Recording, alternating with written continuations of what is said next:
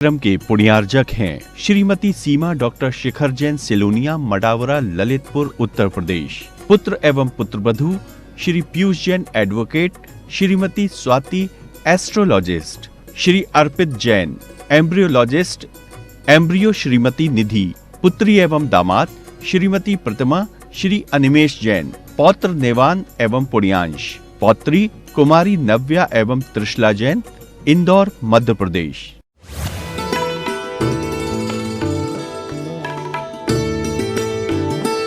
पानी का घुट नहीं मिलता है, पर इतना तृष्णा, क्षुधा आदि आप सहन करते हुए भी आपको परिसेजय नहीं कहा। और वही निर्ग्रंथ मुनिराज है, धरती के देवता है। वे चंद समय के लिए कुछ त्याग करते, तपस्या करते हैं, कुछ छोड़ देते हैं, तो उनके लिए परिसेजय कहा जाता है। वही मच्छर आपको काटे तो आप परिसेजय नहीं है, पर वही निर्ग्रंथ मुनिराज को काट रहे हैं तो वे परिसेजय है। क्यों? क्योंकि एक मच्छर काटता है, तुम्हारा हाथ तुरंत फट, उसके प्राण भी फट, पाप का आश्रय भी फट। भूल गए। आपको वह अगर सहन करने की या उसे इष्ट मानने की दृष्टि होती, मुनिराज उन प्रत्येक कठिनाई को, कष्ट को इष्ट मानते हुए अपने कर्मों की निर्जरा और संवर को प्राप्त करते हैं। पर आप उस कष्ट को कष्ट मान रहे हो, इसलिए आपको परिसेजय नहीं कहा है। कभी विचार किया था क्या? वही मुनिराजों के तो 22 परिसय है, पर ऐसा मैंने सुना है श्रावकों के तो 22,000 होते हैं। पर ये भले ही कितने ही कष्ट, कितने ही बुरे दिन आ जाए, पर आपको परिसेजय नहीं कहा जा सकता, क्योंकि उन कष्टों के प्रति आपकी दृष्टि इष्ट के भांति नहीं है। कष्ट को आप कष्ट मान रहे हो। यही तो विपरीत श्रद्धान है, और यही विपरीत श्रद्धान ही अनादि से संसार में परिभ्रमित कर रहा है। हम बंध को बंध नहीं मान रहे हैं, संवर को संवर नहीं मान रहे हैं, आश्रव को आश्रव नहीं मान रहे हैं, तत्क्षण में भूल जाते हैं। यहाँ बैठे बैठे तो फिर भी समझ में आता है, पर जैसे ही घर जाते हैं तो महाराज का तो काम ही है, महाराज तो कहते रहे, महाराज को कहा है हमें तो घर चलाने हैं, हमें तो परिवार चलाने हैं, हमें तो सबको चलाने हैं। पता नहीं कितनों को चला चुके जय कुमार जी, और पता नहीं घर चलाने। व्यक्ति स्वयं को तो चला नहीं पा रहा और सबको चला रहा है। सोचो, विचार करो। दुख सुख ये सभी बंध कथा है। ये भ्रम है कि मैं वो इतना सुख प्राप्त कर रहा हूँ, मैं शुभ को प्राप्त कर रहा हूँ, अशुभ को प्राप्त कर रहा हूँ। भाई शुभ हो अशुभ हो, ये सभी के सभी बंध है। एक बार एक नगर में बहुत भारी घोषणा हो गई। अचानक पता नहीं आवाज़ कहाँ से आ रही थी, हो सकता है आकाश से आ रही थी या अन्य कहीं से आ रही थी। सबने खोजबीन करने का प्रयास किया, पर आवाज़ का ठिकाना नहीं पता चला, पर काम की सूचना थी तो सबने सुन ली। ऐसा ही होता है ना, जब अपने काम का कुछ कोई कहता है तो उतना ही सुनाई देता है, बिना काम का सुन के भी अनसुना कर दिया। बहुत भारी घोषणा हुई कि आज की शाम को, आज की रात को नगर के तालाब के पास कल्पवृक्ष अवतरित होने वाला है। आप सभी शीघ्रता से वहां पहुंचकर अपने इष्ट को प्राप्त करने का प्रयास करें, अपने कष्टों को छोड़ने का प्रयास करें। लोग थे, वही घोषणा विदिशा में होती तो विदिशा भी खाली मिलता।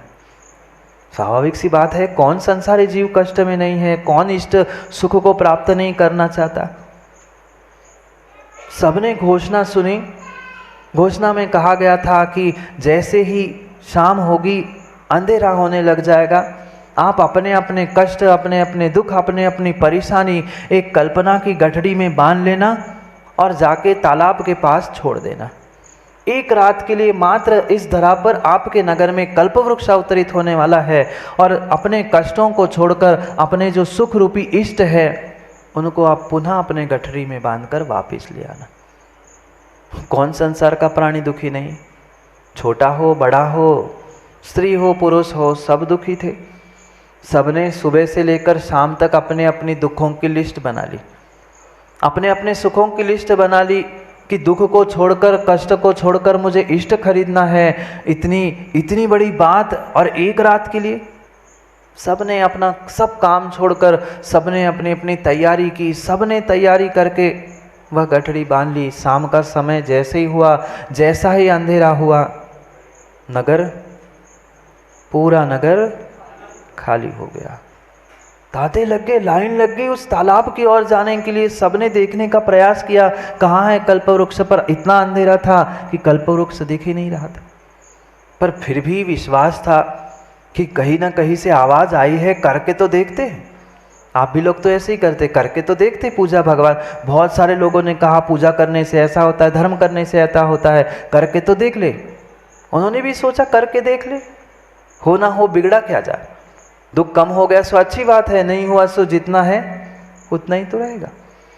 सबने, किसी ने इतनी, किसी ने कितनी, किसी ने इतनी बड़ी बड़ी, अपनी जितनी जैसे जिसके दुख थे, जैसे जिसका कष्ट था, उन्होंने अपनी गठरी बांधी और तालाब के किनारे ले जाए।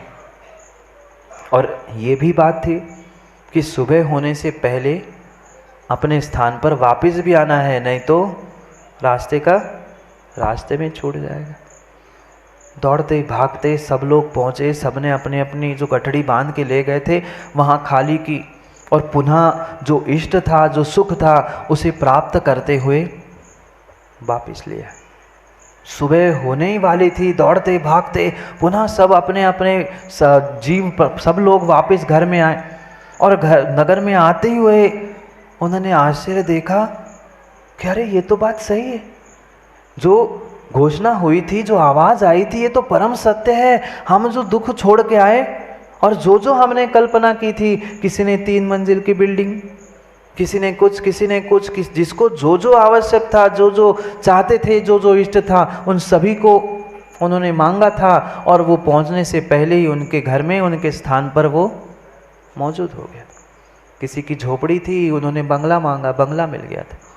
किसी के घर में खाने के लाले थे, उनके लिए खाने पीने की सैकड़ों वर्षों तक व्यवस्था हो गई, सब तैयारी अपने आप हो गई। सब खुश हो गए कि इससे अच्छी बात क्या हो सकती है कि हमने जो मांगा हमें मिल गया, बस अब तो हमारा जीवन तो निकल ही जाएगा।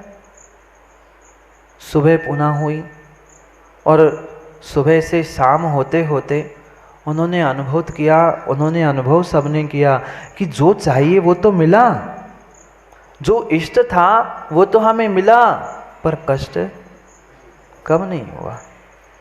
जो दुख था वह उतना का उतना ही रहा। अंतर इतना था, सुख के साधन कम थे तो दुख कम था, अब सुख के साधन बढ़ गए तो दुख। ऐसा नहीं होता ना माँ, घर में 4 साड़ियाँ थी तो संभालने का कष्ट कम था, अब 400 हो गई तो कब कौन सी पहनो ये भी कष्ट है, और फट ना जाए ये भी कष्ट है। अंतर कुछ नहीं हुआ था। दुख जो कम होना था, मात्र दुख के मायने दुख का स्वरूप बदला था। शाम होते होते सब पुनः अपने आपस में मिलने लगे, समझने लगे कि ये क्या किया हमने। हम तो ये सोच रहे थे कि हम दुख छोड़ के आ रहे हैं, हम तो सुखी हो जाएंगे, पर न दुख गया न सुख मिला। उन्होंने शाम के समय एक उसी नगर में जो आश्रम था, उस आश्रम में सबने सोचा कि जाओ, देखा है ये बाबा तो उनकी तो झोपड़ी वैसे की वैसी है। पूछा है कि क्या इनने घोषणा नहीं सुनी थी, हम सब में से यही अलग से दिख रहे हैं, उनसे जाके मिलाए। वहाँ बैठे उस तपस्वी बाबा के पास सब नगर के लोग पहुँचे। उन्होंने पूछा कि क्या आपने घोषणा नहीं सुनी थी, क्या आप नहीं जानते थे कि दुख को बदलकर सुख मिलने वाला है, आप क्यों नहीं गए। उन सब जीवों ने, उन सब व्यक्तियों ने उनसे पूछा, और वे बाबा कहने लगे मैंने घोषणा तो सुनी थी, पर जो आप लोगों ने किया, पहले मैं तो आपसे ही पूछना चाहता हूँ, क्या आपने जो कार्य किया उससे आप संतुष्ट हो। आपको तो दुख बदलकर सुख मिलने वाला था, क्या आपको सुख मिला, आपका दुख कम हुआ। उन्होंने कहा नहीं, मुझे ये पहले से ही पता था। वो सन्यासी, वो तपस्वी कह रहा था, मुझे तो ये पहले से ही पता था, मुझे तो ये पहले से ही पता था, पर ये जो आपका भ्रम था, आपका श्रद्धान विपरीत था, उस कारण से आपने ये कार्य किया। मेरा तो पहले से ही निर्णय था, चाहे शुभ हो चाहे अशुभ हो, चाहे सुख हो चाहे दुख हो, ये सब कुछ मात्र और मात्र बहिरंग मेरी मान्यता है। पहले मैं कुछ और मानता था, आज मैं कुछ और मान रहा हूँ। पहले थोड़ा सा दुख था, आज बहुत बड़ा दुख है। नहीं है ऐसा? ऐसा नहीं है क्या? बड़े बड़े घरों में रहने वालों, स्थान तो बदल लिया, घर भी बदल लिया, पर हमारी मान्यताएं, हमारा श्रद्धा नहीं बदला, नहीं बदला, नहीं बदला। वही बात यहाँ छड़ालाकार दौलत राम जी समझाने का प्रयास कर रहे हैं। बहुत सारों को याद होगी ना माँ छड़ाला, तो खटाखट याद है, एक एक शब्द, एक एक अक्षर ऐसे हमने रट के रखे हैं, पर कभी उसे जीवन में उतारने का प्रयास किया? कभी उन कष्ट को इष्ट और इष्ट को कष्ट कैसे कैसे मानते हुए, कैसे कैसे विपरीत परिणाम करते हुए, कैसे कर्म का आश्रयबंध किया, इसका कभी निर्णय किया?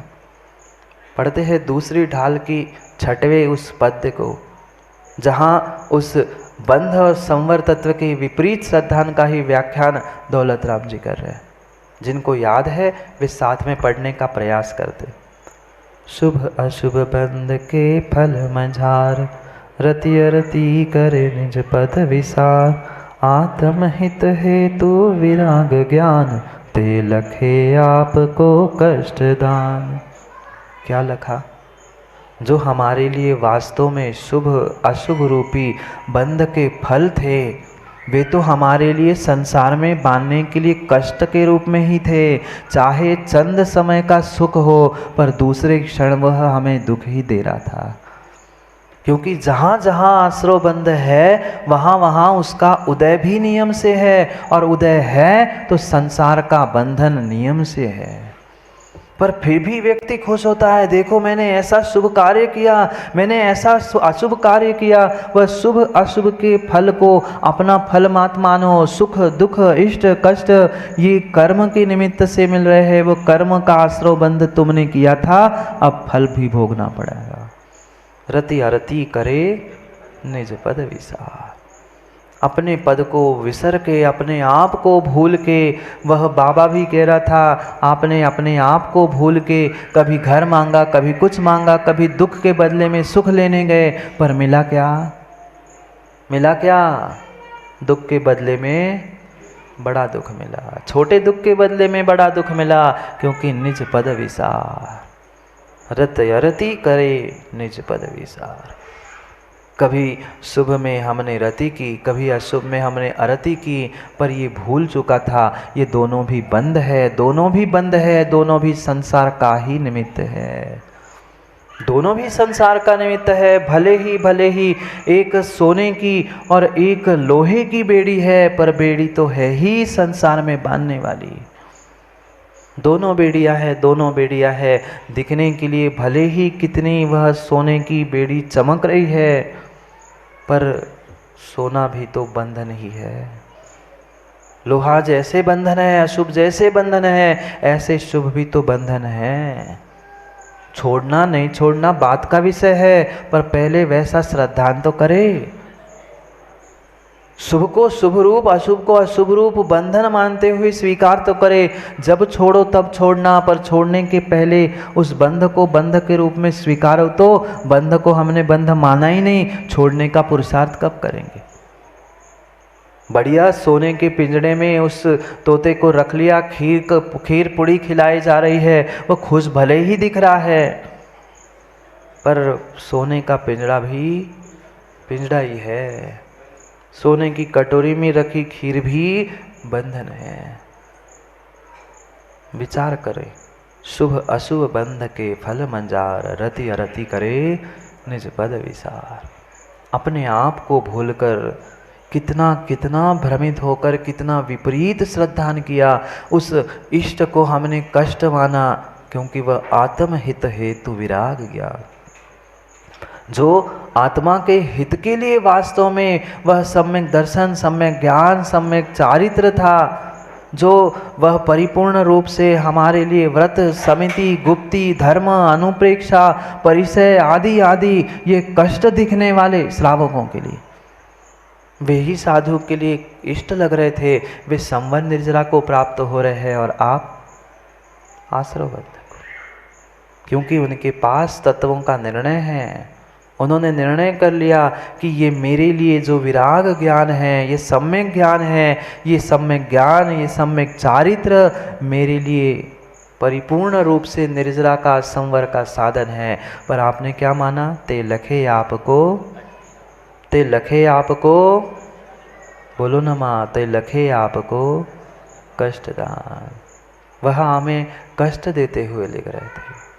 वास्तव में वह कष्ट कष्ट नहीं थे, वह कष्ट हमारे लिए आने वाले समय के लिए इष्ट बनने वाला था। और जो इष्ट को, जो कष्ट को हमने इष्ट माना था, वे हमारे आने वाले समय के लिए कर्मों की निर्जरा तपस्या करते हुए सुख देने वाले थे। और जिसे हम आश्रव बंध को इष्ट मान रहे थे, वह आने वाले समय में उदय में आके कष्ट ही कष्ट देने वाले थे। सोचे समझे विचार करें कि हमारा श्रद्धान, हमारी सोच, हमारी दृष्टि कैसी है। किसी को कष्ट इष्ट लग रहे हैं तो किसी को इष्ट भी कष्ट लग रहा है। ये निर्णय करें, ये अपनी सोच, अपनी दृष्टि, अपनी श्रद्धान बदलने का प्रयास करें, क्योंकि इष्ट इष्ट है, कष्ट कष्ट है, कभी इष्ट भी कष्ट है, कभी कष्ट भी इष्ट है। ये मेरी श्रद्धा, मेरा निर्णय ही मुझे कष्टों से और इष्टों से बचाते हुए अपने आत्म निज पद विचार करने के लिए प्रेरणा दे सकता है। समय हो गया, आचार्य भगवंत को भी हमें सुनना है, इसलिए सोचे समझे और निर्णय करें कि आज तक जो निज पद विचार, अपने आप को भूलकर जो मैं इस कष्टदायक जो बंध के फल थे उसको जो अपना मानता रहा, सुख को प्राप्त करके दुख को छोड़ना चाहता रहा, ये बहुत बड़ा भ्रम, बहुत बड़ी भूल थी। इस भूल को सुधारने का समय आ गया। समय हो गया ना, समय हो गया ना भूल सुधारने का, भूल सुधारने का समय आ गया है। इसलिए सोचे समझे निर्णय करें, कल पुनः समय पर अपने उस समय को समझने के लिए, अपनी भूलों को, अपनी विपरीतता को, अपने आप को सुधारने के लिए समय पे मिलते, क्योंकि समय को किया गया काम समय को दिलाता है। बोली भगवान महावीर स्वामी की।